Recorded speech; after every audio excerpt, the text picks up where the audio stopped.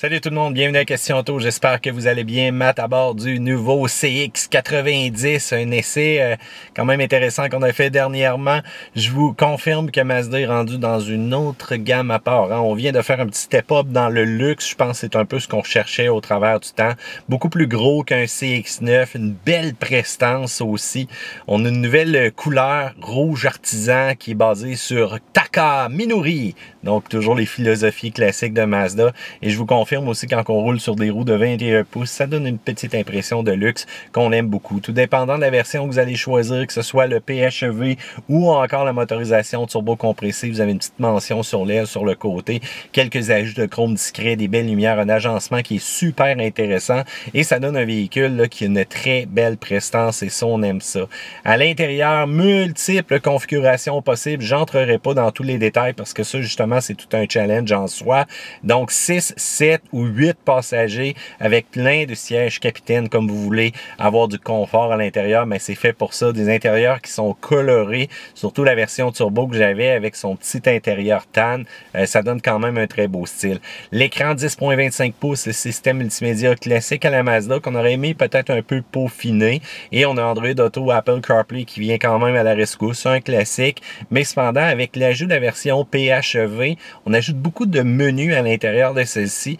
C'est un système multimédia que j'aimais beaucoup, j'aime encore, mais je trouve que c'est complexifié un petit peu avec le temps, malheureusement. Et là, la complication vient au niveau de quelle version choisir du CX90. Motorisation turbo 6 cylindres en ligne 3.3 litres, très puissant, version de base 280 forces, 332 livres-pieds de couple. Et si vous voulez encore plus de pertes, il y a une version high output, comme on appelle, 340 chevaux, 369 livres-pieds de couple. Et on utilise bien entendu un indice d'octane qui est élevé, sinon ça tombe à 319 chevaux. Et vous allez voir que maintenant on a une petite mention E là, sur toutes les CX90. Pourquoi? C'est parce qu'on utilise une forme d'électrification. Pour les motorisations turbo compressées, ça va être l'ajout d'un système d'aide hybride si on veut, 48 volts.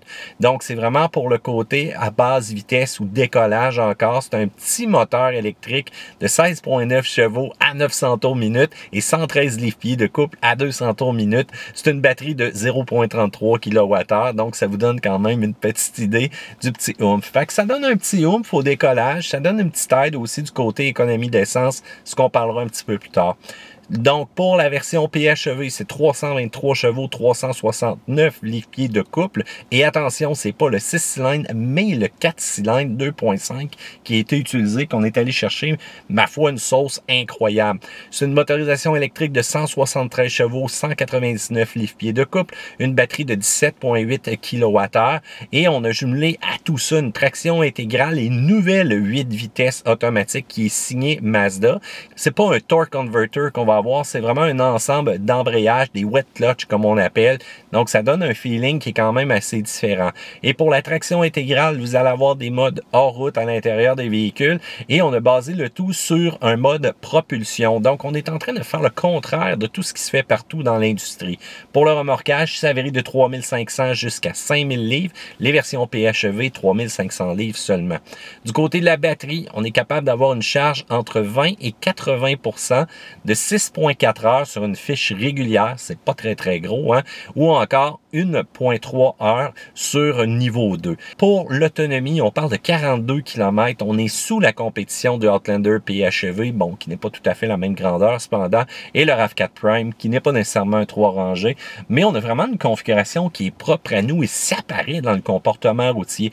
Donc, au niveau des suspensions, tant à l'arrière qu'à l'avant, on a redessiné le tout pour avoir vraiment une conduite à l'allemande un peu. On a un système intelligent qui s'appelle le KPC qui va freiner une des deux roues à l'arrière pour donner une entrée dans des virages qui est quand même assez le fun. Et on jume aussi le ME Drive selon le mode que vous allez choisir, dépendant encore une fois la version 6 cylindres turbo PHEV, ben, qui va nous offrir sport, normal, hors route, électrique et on va avoir la possibilité aussi de charger tout simplement et il y a une possibilité de faire des départs sans nécessairement l'aide du moteur aussi. Un truc hyper intéressant aussi au niveau de la conduite, c'est même si vous choisissez la version PHEV ou encore la version 6 cylindres en ligne, ben vous allez avoir du fun avec le véhicule, c'est ça qui est intéressant. C'est fou quand même comment on a réussi à sortir autant de puissance au travers d'un petit 4 cylindres. Du côté des courbes, du côté de l'accélération, du côté vraiment du freinage, tout est bien balancé au niveau de ce véhicule-là, même s'il y en a qui le trouvent un petit peu ferme.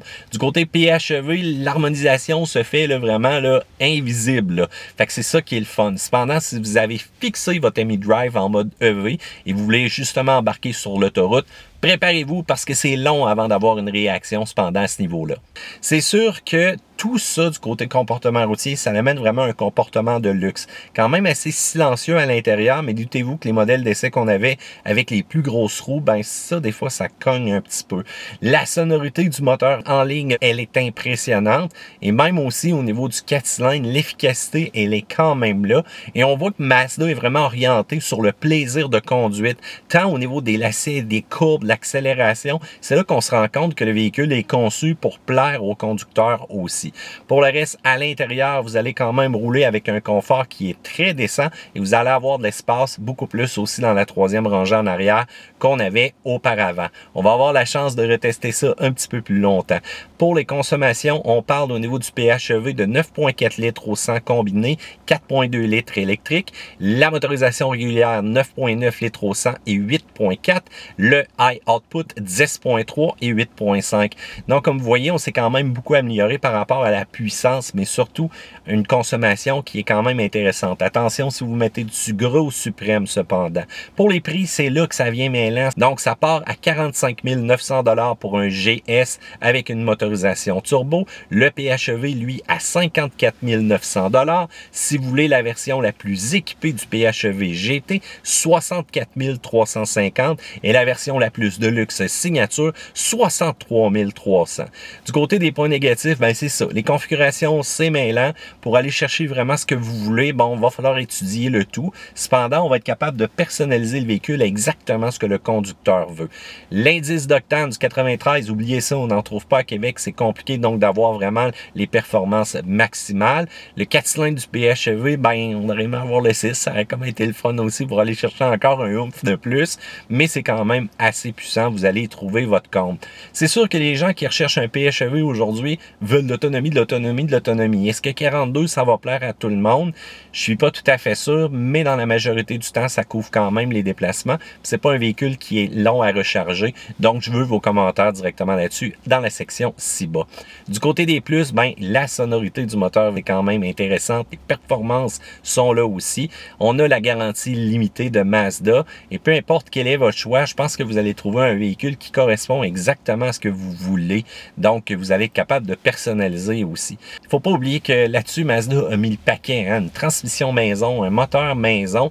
On a pris une direction vraiment de fun de conduire, ce qui est totalement différent par rapport à ce qu'on a du côté de l'offre des autres compétiteurs. Donc, sur ce, on comprend qu'on veut garder les puristes de la conduite, ceux-là qui aiment encore avoir du fun derrière le volant, mais aussi ceux-là qui aiment avoir une prestance de luxe. Faut pas oublier que Mazda est seul dans son aventure. Ils n'ont pas nécessairement une gamme comme Toyota, Lexus, Honda, Acura, ainsi de suite, mais pour l'instant, on fait quand même très bien les choses et on réussit à se démarquer. Je veux savoir qu'est-ce que vous en pensez, section commentaires ci-dessous. Je vous dis à une autre fois, à une autre vidéo de questions auto. Bye bye!